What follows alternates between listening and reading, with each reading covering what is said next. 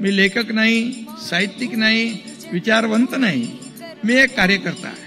कालही कार्यकर्ता होतो, आजही कार्यकर्ता आहे, उद्याही कार्यकर्ता म्हणून काम करणार आहे. त्यामुळे या ठिकाणी माझ्या माय मराठीवरचं प्रेम मात्र टोकाचं.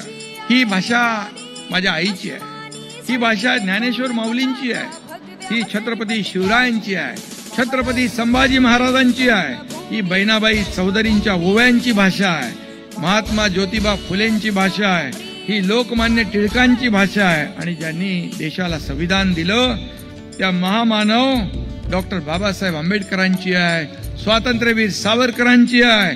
ही आपल्या सगळ्यांचीच भाषा आहे. महाराष्ट्राची भूमी संतांची भूमी आहे, शूरवीरांची भूमी आहे.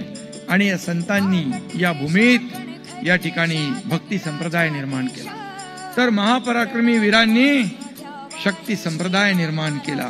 आणि म्हणून मराठी भूमीत गावोगावी होणारी कीर्तन, भजन, अभंग, निरूपण, गोंधळ, जागरण, पोवाडे यामुळे आपली मराठी भाषा समृद्ध होत गेली.